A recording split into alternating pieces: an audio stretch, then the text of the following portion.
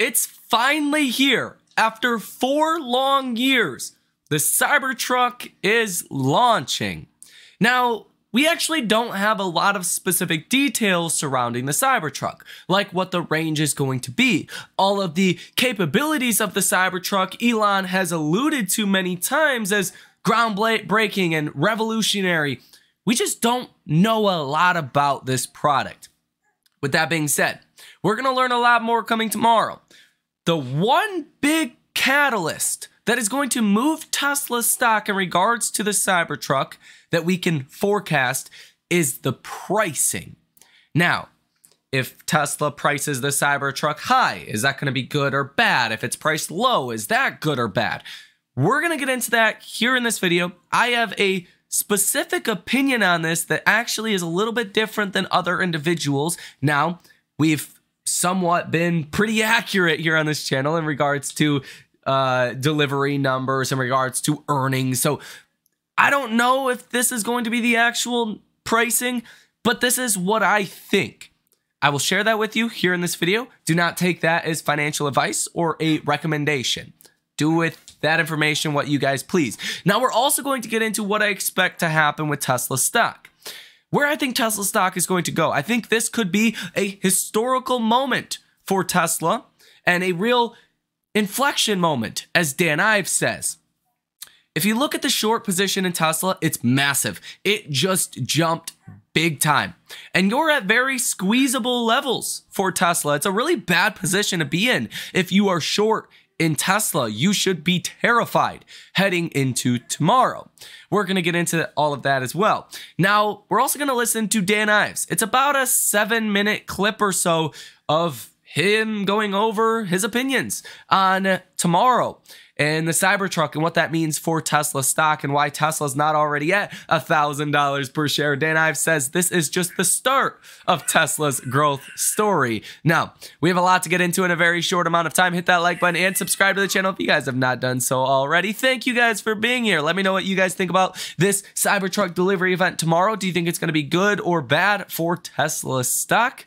And let's go ahead and get started. So let's start with the meat and bones of tomorrow. I think the biggest catalyst among potentially many others is going to be the pricing. Now, other catalysts I can think of would be an update on production, on capacity, right? How many vehicles of the Cybertruck or units they could actually produce. Elon kind of reset everyone's expectations on the last earnings call, so I don't think expectations are too high. And I do think any comments on production going smoother than expected or something along those lines could also be a big positive catalyst for Tesla stock. But you guys got to remember that Tesla has about 2.1 million pre-orders for the Cybertruck. Dan Ives says in this clip that you are about to listen to that Wedbush thinks about 40 to 45% of those orders will actually convert to sales. That means that somewhere in the neighborhood of 900,000 to 1 million vehicles are actually real orders of people waiting for the Cybertruck.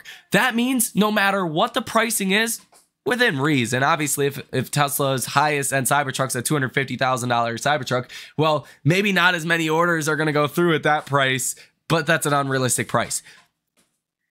Basically, all of the Cybertrucks that are built for the foreseeable future, probably the next year or two, are already sold. So the higher the pricing, in my opinion, the more bullish Tesla stock is going to be. Now, in regards to pricing, Dan Ives thinks the highest end Cybertruck is going to be around 90,000, 80,000. The lowest end variant is going to be around 50,000. I disagree with the lowest end price being around 50,000. Now, if we look at comparable vehicles on the markets today for the Cybertruck, you would think that would be the Ford F-150 Lightning and the Rivian R1T. Ford F-150 Lightning Pro is the lowest end variant of the F-150 Lightning. That starts at about $50,000. The XLT is $55,000. The Lariat is about $70,000, and the F-150 Lightning Platinum is $92,000. So a $50,000 Cybertruck would directly be, I mean, the same price as the F-150 Lightning Pro. But I don't think that's where it's going to be priced. Because if you look at the Rivian R1T, that starts at $73,000. I think the Cybertruck is more so going to compete with the Rivian rather than the F-150 Lightning. So I personally believe the lowest end variant of the Cybertruck, the single motor, is probably going to be priced at about $60,000. Little bit higher than what a Dan Ives and Wedbush expects for the pricing. I think the dual motor is probably going to be around $70,000, maybe $75,000, maybe as high as $80,000, although I don't think $80,000 is likely where it's going to be priced. The quad motor or the tri-motor, the highest end variant, probably going to be around $90,000, and then they might have some kind of Cybertruck plaid that's going for $110,000 or $120,000. Now, it's important to note that the highest end variants of the Cybertruck are probably going to be the ones made first, and that's going to bring in the most money. So there's a big difference between the highest end one that they're going to produce at $80,000 or $120,000. Let's say there is a premium product, call it the Cybertruck Plaid. We don't know. There could be. And I expect there probably will be. Maybe even if it's not announced tomorrow, then that will be coming down the line. But there's even a difference between $80,000 and $90,000 for the high end. That's going to mean every vehicle is going to be $10,000 additional, what could be profit or less of a drag to margins. You got to remember, Elon Musk said on the last earnings call that the Cybertruck's actually going to hurt margins for a while. So the higher the pricing, the less impact you will see on margins, thus the less impact that you will see for estimates for 2024. Estimates have already fallen about 41% over the past couple of months for 2024. So we're already at a low bar. I think a lot of bad news has been priced in for the Cybertruck. If you get a higher pricing than what even a Dan Ives is expecting, I think that's going to be very good for Tesla stock. Now, I think it's also worth noting that I'm just some guy that makes YouTube videos. I'm not an analyst. I'm not a Dan Ives. I don't have inside buddies at Tesla where Dan Ives probably does, and maybe he's getting his pricing from inside the source itself. Should also point out that Dan Ives is like one of the best analysts in the world. Dan Ives is rated number 151 out of 8,725 Wall Street analysts. He is by far a 5-star analyst, and out of 36,653 experts, he is rated 416. He has a 59% success rate and an average return of 14.40%, well beating the S&P 500, well outpacing the S&P. So if you're going to listen to anyone, maybe it's Dan Ives, but hey, I have my own opinions and I'm not afraid to share them. Thus, I do think pricing is going to be a little bit higher than what Dan Ives thinks or other Wall Street experts believe. Now let's run this clip from Dan Ives and then we will be back to discuss everything you need to know about Tesla stock itself and where I think Tesla could be going next. Equity Research anticipated Cybertruck event is tomorrow. It's in Austin, Texas. It's at 3 p.m. Eastern time. There will be some deliveries of the Cybertruck. Dan Ives is waiting on this event, Managing Director, Equity Research, Wedbush Securities. I know you're waiting on the event, right? This is a big moment, right? What's your anticipation for tomorrow? Other than the time and the place, what could come out of this tomorrow? It's a historical moment for Musk and Tesla in terms of not the launch of Cybertruck. What that means is another growth, what I view as a growth vehicle, but really this is part of the halo effect. I mean, it's something where I think Tesla, not just investors in the industry, have been waiting for, and I view this as the next phase of the Tesla growth story. It's Cybertruck, and then eventually there's going to be the sub $30,000 vehicle, and I think a handful of other cars that where this is all heading. So, as we talk about the Cybertruck, and I know there's no delivery numbers expected for 2024, could it most likely be a winner overall? I mean, I know it doesn't feed the bottom line as much, but it's a brand thing, right? It's super cool. It's bulletproof. It's made of steel. It won't dent. Everybody's going to want one. Is that what we're getting at, even though maybe some people won't admit they think it's ugly? Yeah, look, I mean, Tesla's been here before, right? I mean, many for the last decade have, I think, been doubters and been proven wrong again and again by the Tesla growth story led by Musk. And here it's on the edge, you know, at least from a design perspective, but it's millions of reservations. Now, look, let's say 40, 50% of those convert. This is going to be steady state in the 25 to 250,000 vehicles per year. And that moves the needle financially. And I think that's the key here in terms of Musk unveiling tomorrow afternoon down in Austin. What percentage of those pre-orders actually turn into real orders? I mean, based on what we've seen from all the other vehicle launches. Because, for example, with the F-150 Lightning, you know, we saw a lot of orders for that before it came out. I mean, I know there's so many orders for the Cybertruck, right? Yeah, we estimate it's probably about 40, 45% in terms of the amount that ultimately convert. You know, I think many, if you look at this, it depends on wait time. I mean, but look what we've seen with Rivian as well. I think the biggest thing tomorrow are two things. One, pricing needs to be within that 60 to 80K in terms of price points. Anything higher, it's hard to hit mass market. The other thing is production. I mean, this is going to be very complex to produce. That's why they built Austin in terms of Gigafactory, and that's going to be the key. But again, backspin against the wall again, and I view this as really, you know, what I'll call almost a trophy case moment. You know, as they're able to kind of have success here again. And so at this point now, when we think about EVs and the demand for EVs, I mean, I think the theme is that EV demand has been slowing some overall. Are we going back to a more hybrid theme? Maybe not exclusively EV, maybe people don't love EVs as much as they thought. In 10 years, is it going to be EVs the way we thought or something a little different? I think it's somewhere in between. Now, look, 3-4% of autos, does that go to 40 to 50%? Okay, let's say it goes 20%. We're still talking about trillions of dollars of conversion. I do think if you read the room in terms of what Mary talked about in the GM call, I think they're even walking back a little from hybrid and in terms of where ultimately this is going to go. But the reality is that Tesla continues to really be the driver in this market. And from an innovation and tech lead and scale and scope, at the top of that mountain is Musk. And that may be very well why Mary Barra is walking that back. You know, they had the UAW, they made this settlement, and one of the pieces of the settlement was less spending, and some of that less spending is actually adjusted spending outlook is going to be on less on EVs.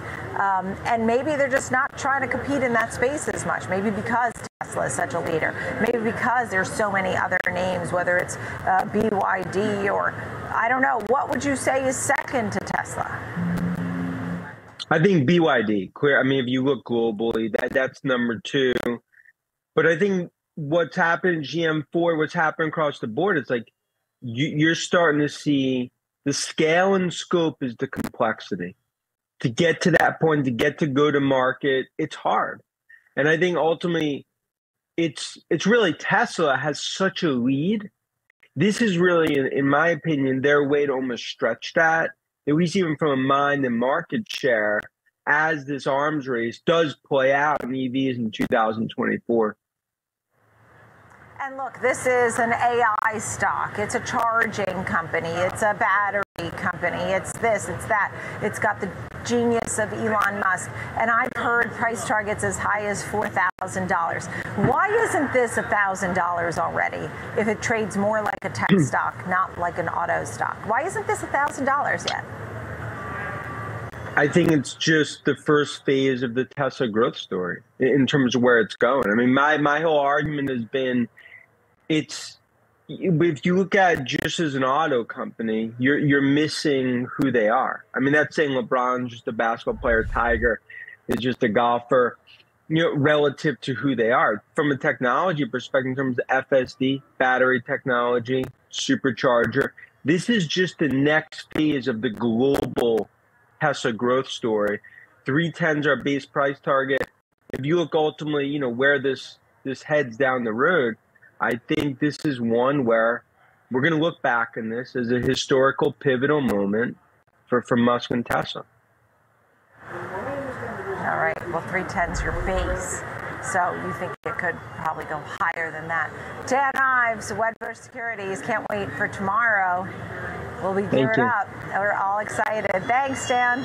Before we get into Tesla specifically and what I expect coming tomorrow and over the next couple of weeks, I should also point out Tesla, it's not the only stock in the markets. What happens in the markets, economic data, things of that nature, also can move Tesla. So we'll run through that briefly because we are going to get some data coming out tomorrow. It's also important to note the Cybertruck delivery event starts at 3 p.m. So the data coming out tomorrow will likely have an effect on the markets, on Tesla stock before we even get to the Cybertruck delivery event. And you are going to have some pretty big data tomorrow. 8:30 in the morning, you're going to get core PCE price index month over month for October. You're expecting 0.2%. Last month was 0.3%. So this would be an improvement from last month's month over month number. Personal income month over month is expected at 0.2%, down from 0.3% last month. Also, good news. Personal spending month over month expected at 0.2%. I think this is the biggest one that could have a different meaning. What I mean by that is personal spending is very important for the economy. It looks like the economy is starting to weaken. If this number comes in at 0.2%, that's fine. Last month's number was 0.7%. That was very high. 0.2% is okay. That's 2.4% on an annualized basis for personal spending. That's great. That's okay. If you come in negative or really negative, the markets might not look at that as good news, although it would push the odds of rate cuts higher. And we'd probably start pricing in rate cuts in March. Something to be watching for. Who knows exactly what the data is going to come in as. I think these estimates are pretty respectable, so I'm not going to deviate from these. I think the numbers are roughly going to be in line with these estimates. Now, you're also going to get PC price index month over month for October. That's the headline. You're expecting 0.1%. Last month's reading was 0.4%, so that would be a big slowdown on your headline. If that were to come in at 0%, that would probably be big news for the markets, and I would expect the markets to rally big time from that. And year over year PCE is expected at 3%. Last month's reading was 3.4%. So that would also be another big slowdown. Now, in terms of Tesla stock and what we've seen today with the options, you had 1,359 hedge fund and institutional trades worth $2.69 billion with a positive order value of 51%. So a lot of option activity that did take place today. Now, if you look at the total volume out of 100% being the volume on the call side was 61.88% calls and 38.12% puts. So almost a 2-to-1 ratio, 2 times as many calls compared to puts. If you take a look at this as a bubble chart, you can see this week there's a lot of activity around the 255 call had 130,000 for activity today, for volume today. That's big. Open interest of 20,000. The 260 call had volume today of 93,000 with open interest of 27,000. And the 250 call had a volume today of 180,000. That's the highest number we've seen in a very long time. An open interest of 42,000. And even the 245 call has open interest of 44,000 and volume today of 53,000. So if you're looking at this calls to puts, obviously the markets are expecting an upward movement in Tesla stock. Now, you could also be looking at a potential gamma squeeze if tomorrow's Cybertruck delivery event is better than expected and the data tomorrow is better than expected. If you start to run above 250, this thing could get some serious momentum into Friday, maybe even end the week in the 270s. That's not off the table here. all things considered, shorts are also in a very bad position if things do go well tomorrow. You have a dollar amount that's currently sold short of $21.63 billion, with 3.37% of the float being sold short. Tesla stock right now is about 3% of the entire stock market short interest in one stock. You could see an explosive move if some shorts start to cover, because you have a lot of option activity as well. So you could see a half a short squeeze, half a gamma squeeze, which could lead to quite a large increase in Tesla's share price itself. We've recently seen, as per the last 2 weeks or so, shorts have went from about 84 million shares sold short to almost 93 million shares sold short. So that was a big jump. That was a 10% jump in the course of 2 weeks. Of the total short position. Either there's a lot of people that are confident Tesla stock's going to fall after the Cybertruck delivery event, or they're playing with fire here. I think they're playing with fire, and they're way too pessimistic on Tesla, where rates are falling in 2024. We just got news today that the government tax credit, that $7,500 tax credit that's likely to fall to $3,700 on January 1st, well, it might stay at $7,500 now. That is very good news that also got shoved under the radar. You have FSD heading into China December or January. So many positive catalysts for 2024. This is not the time to be short at all. But then again, we've seen crazy things happen with Tesla over the years. Positive events, well, sometimes are negative for Tesla's stock price. Today, I would have expected Tesla to be way higher in the green than it was today. Tesla stock was actually down about 1.05%. You're up in after hours about 0.1%. Overall, not a bad day. Tesla was kind of sideways. When you boil it all down, you hit a high today of about $252. You got rejected. You also hit a low today of about $242. You're currently at $244.35. You're slightly under that 100-day moving average, which is at $245.90 per share.